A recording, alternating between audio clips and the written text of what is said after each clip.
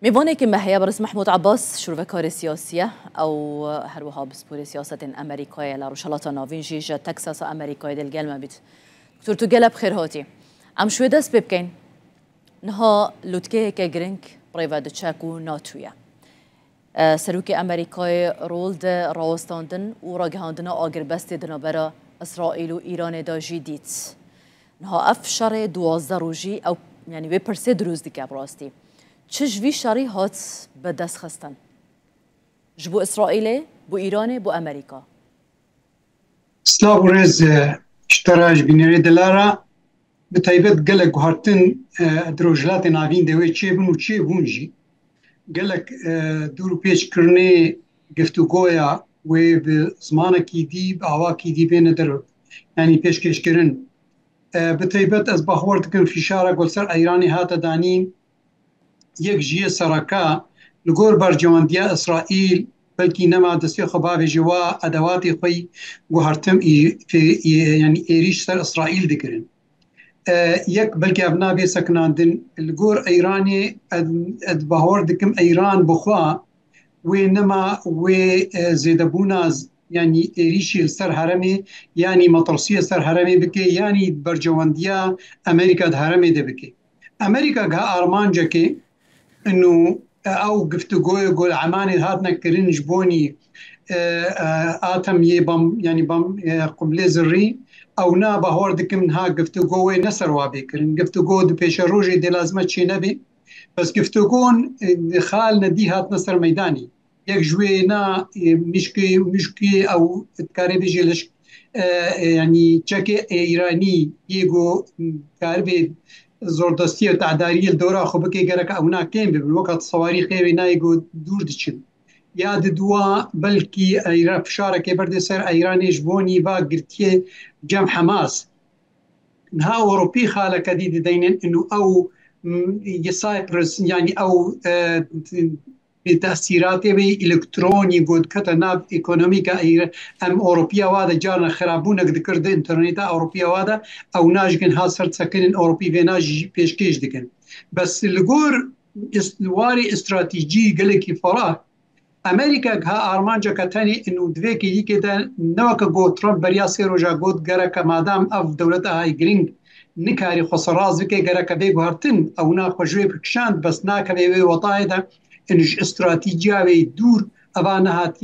هاتی هلاندنا بس خالا گرینگ تر انو او شرع ایدئولوژی یه میجوکی دنا برا اسرائیل و ایران ده حتانا ناتی دانین و نوی دانینش که و ام اگر بست های گو هاتی دانین اگر بست کدام کیا او شر و دجمناتیات نقبار هر دو دولت دا وی بمینی هر تمش که ایران وكا فتوى خميني صلاح هفتي ونها قوتي لازم اسرائيل دي هلانتن دبن واركي ميجوكي اسلامي دا او ميجوك نهاتي هلاندنش برولش كي تميزيني هردو آليد بي امسر كفتنا وهردو آليد بيجين دي بي وقتي قو ابي هذا السيخ ودريش كميدي سنتسبيكن دمك قو او باش يعني ميجوكا نتو يعني اقر بس نواد بيجي نبي يعني ام دبيننكو ساعات حفتي صباحي ده ایدی اف آگر بسته به کبواری جیب جی کرنه دا نها پشتیوه دویده میداش بو امریکای دا خوازی نوی لسر ایرانه و دانستاندن ده بر به کودره و بچنده چه شرط و مجبو ایرانه هبن جالی امریکای و ایرانه ده چه هبه؟ از باور دکم گو خفتن هات نکرن وقتی گو ترامپ گوتی اگر بس کرا کبی سکنانن از وی باوریه دم انو ایران داخوازی امریکا گرتنا و امریکاش که داخوازی خو پیشکش کرنا و چت خوازن بکنش که حتی اب ایریشا تاوی یا گل سر قطر هات کرن وقا گو ترامپ داخیا کرن نفس اوی سيناريو غوبريا چارپين صالا وقت گو ایریشی بیسا اسد کرن یا العراقي وبري ونا علم دان امريكا انهم يريش من ابش كيقولوا كرن يعني وكا غوتي اشبيشيا ملطي خبا دواركي دبلوماسي سياسي تشكيدا خدانا قيا كرن انه ام كارن رد امريكا كن بس الجور اخر برساتا انه كاتش داخوازي امريكا وايرانيانا امريكي داخوازي ونا زلال مادام آتم بام نمايا وكا قود يعني هيرفان ونما سر قال لك تي اخر تنسري انه نها لازم كيم كيانا داخوازیه بید پیش روژی دا چینا بید کن وکا گو پوتین گو دولت هنه گرک کارن سلاحی نووی بدنا ایرانی دمکا گو اف یکش داخوازی امریکا بی انو چینا بی ایران چیش هندرو بی چیش در بی آتم بام جنبوی هبن یاد دوا وکا گو از بهور دکمش بونی امریکا دور پیچ کرنی لسر ایرانی هلینه و یکش داخوازی ایرانی به تایبت انو دور پیچ کرنا اکونومی لسر ایرانی به هلاندن یکش داخوازی وینا انو اف يعني دواري لشكري ده جرك او زيدبون نبي نجهوي واطايق ومطرسيه سر هرمي شبكه او هرمش كي طبعا الرجلات يعني دولتي عربي خليج وابناء مرجوديه امريكيه ده قال لك جو خرطه يعني او يجلوا خالي ويا بس يا جرينكتر امريكا از بهورت كما سر قال لك يجيب سكنه انه ايران جرك نما دستي خباب جيك وكحزب الله ميليشياتي ايراني جرك هي العراقي جرك او نا قالك باسكي وانا قالك بين كرين اريكاريا حوثيانه كرين يعني تكاري بيجي انه يعني تبيجي دي ايراني لازم انك بدورج دي ايران ايدي فرمانه که بو وی درباره دا در بکه یانجی ده آلی کارین خو کم بکه بو او گروپین چک دارن کول نافچه هنه بریان ها گلکی پیز در دکتن رنگ گلک جران او پیام کو ایران هبونه پریوان دگهاندن اوان نامینه یانجی چود به ما بس توجهه که چه بود طبعا ایران هرتمش که وقتی گو دکرش که هرتمش که دگو متشتک نکریه دگو من دستیم دگو حتی دگو او مشکه حوثیه و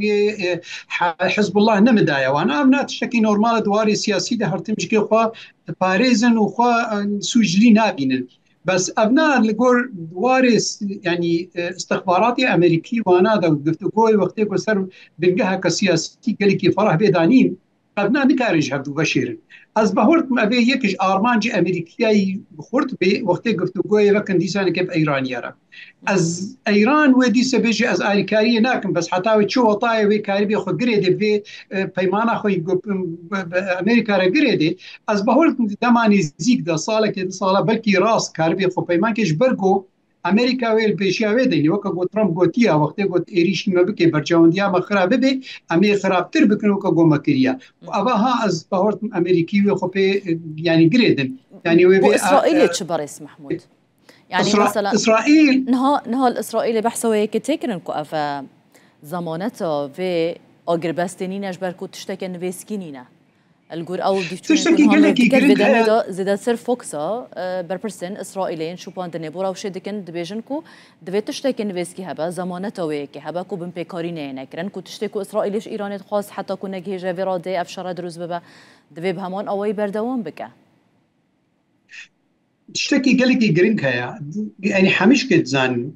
انه بيرو بهوري نقبا اسرائيل وايران اذا تجاره ونوي اباكر يعني هر دو جيبير بهوريه بناين بچو ايران جي بير بهوريه بامريكا ناين امريكا جيبير بهوري ناكي بس دوار سياسي دا جار بير بهوري نرولا خناليزي برجوندي رجا خد ليزي يا اسرائيل ويا ايراني نمسلك سياسيه مسلك ايديولوجيه بيرو بهوريه ببناين ايران لاسرائيل مزين دولتك الناس الرسانيه دوردا ندواري قانونيه ندواري ايديولوجي ميجوكا اسلامي دغرك اسرائيل صهيونيه نميني بدي ابناء ايران تجاره خجينا خويا كرن وقا غوبرين هاي قالك جارام غوتيش كي اسرائيل وق يعني جهو وق ملات اسرائيل وق دولات وحتى حكومتها يا نتنياهو بيا بيشوريري تجاره وي بيرو بهوريه بيناين انه ايران وخوش بي ميجوكا هبغوري يعني تزانين انه ايران ارمان جاوي داوي هبون ونبون اسرائيل جبرولوش كي اب ناكوكي هاد نابراوه دوي هرتم بمينين وي هرتم جي لوازي بميني اب اگر بستا هاد بالفشاره امريكا دوي بلكي بردوام كي دمكي